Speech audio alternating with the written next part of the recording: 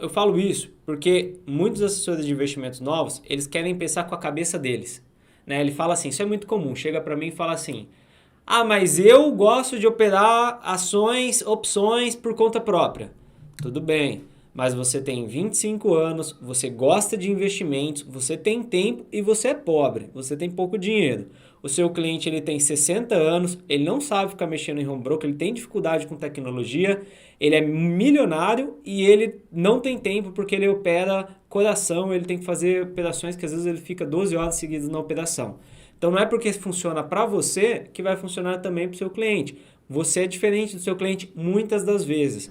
O nosso cliente ele tem mais a ver às vezes com a idade. Estou falando aqui porque quem me acompanha na média tem aí uns 30 anos de idade. Tem a galera que tem 18, tem a galera que tem 50, tem sim, mas na média é um pouco mais jovem assim. Então esse pessoal erra muito por pensar com a própria cabeça, né? Ah, eu vou fazer para o cliente que eu gostaria que fizessem para mim. Isso não é assim. Você faz para o cliente o que ele quer que faça para ele. Você tem outros objetivos, outros sonhos, está em outro momento de vida, você às vezes está em uma construção de patrimônio, faz sentido às vezes para você correr mais risco. Para o cliente, às vezes, ele está já numa fase que ele já acumulou o patrimônio, aquilo é tudo que ele tem e ele quer cuidar muito bem daquilo. São momentos e fases da vida distintas e diferentes. Não é que uma está certa ou outra está errada, mas são momentos diferentes, tá? Então a gente tem que considerar esses momentos. Então eu sempre digo, se você tem tipo 20, 30 anos, o seu cliente ele está mais próximo ao seu pai, seu avô, seu tio, né? Ou se você tem 40 anos aí, talvez um pouco mais novo que seu pai, né? Enfim, vocês entenderam a ideia do que você. Então, sempre que você for testar uma nova ideia, não pensa o que seria legal para você. Pensa o que seria legal para o seu pai, para o seu amigo ou para você se você tiver. Deve ter alguém aí assistindo que tem já aí os 50, 60 anos de idade, né? Se você tiver essa idade, fala aí, tem alguém aí já acima de 50 representando aí o pessoal mais experiente. Se você tem acima dessa idade, tudo bem. Você pode pensar ali nos seus amigos, que seus amigos talvez com mais grana que você, ou talvez igual você pensa. Aí faz sentido. Mas se você tem 18 anos, caso o nosso cliente não tenha a sua cabeça, o nosso cliente pensa de outro jeito, então vamos entender melhor o que se passa na cabeça desse cliente.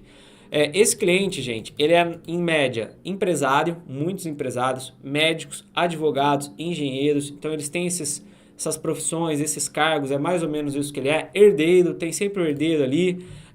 A maioria não é, tá, gente? A maioria não é. A maioria fez ali o próprio patrimônio. Mas tem os herdeiros, tem o cara que recebeu uma grana, tem o cara que às vezes perdeu os pais, recebeu ali uma casa de herança, vendeu a casa e está com dinheiro na mão.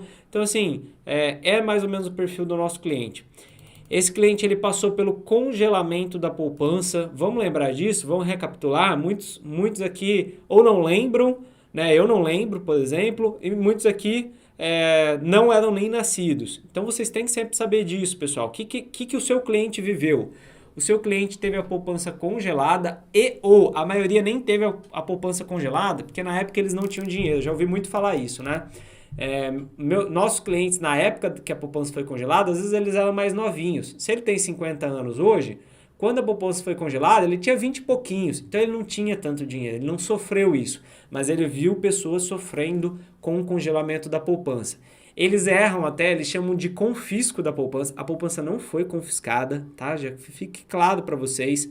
A poupança não foi confiscada, ela foi congelada. Foi uma estratégia econômica horrível, claro, para tentar diminuir a inflação. Então houve um travamento dos ativos, mas ninguém foi confiscado, o dinheiro não foi confiscado de ninguém, não foi tomado dinheiro. Ele foi congelado, não podia resgatar, que é muito ruim também. Mas eu falo isso porque às vezes o cliente chega e fala: ah, o confisco da poupança, tomaram o dinheiro das pessoas. Sim, mas não foi bem daquele jeito, tá? Só para você também, às vezes, acabar explicando direitinho como é que aconteceu com o seu cliente. Foi confiscado ali dinheiro da poupança, dinheiro em conta corrente, não foi confiscado, congelado ações, não foi congelado títulos públicos. Então, até às vezes eu usava como argumento, né, que, poxa, ações, por exemplo, quem tinha não teve dinheiro congelado, porque a ação é uma propriedade, é um bem. Então, ações não foram congeladas. Eu tinha um cliente muito inteligente que ele falava assim, né? Ele só comprava ação e terra. Ele falava: não, Bruno, eu só compro ação e terra. Ele tinha uns 5, 6 milhões em ações. Não era tudo comigo, mas ele tinha no total, assim, 5, 6 milhões em ações. Aí ele falava: eu tenho ação e terra. Por quê? Porque ação e terra é posse, é bem. Ninguém tira de mim. Dinheiro na conta, isso daí os caras pegam. Não que eu concorde exatamente com ele, mas é uma visão que alguns grandes empresários têm. Ação é direito de uma empresa, né? A sociedade de uma empresa. É mais difícil tirar. Terra também. Dá para invadir terra, tudo mais. Né? Ação, querendo ou não, sempre dá para tirar. Tudo dá para tirar, né, gente? Mas realmente faz sentido. Então, lembrar que ações não foram congeladas junto. Foram congeladas poupanças, contos correntes, justamente para diminuir a base monetária. Mas seu cliente passou por isso. Seu cliente passou também pela hiperinflação. Ele morre de medo de inflação. Ele morre de medo de inflação, tá? Ele sabe o que é o dinheiro ser corroído ao longo do tempo.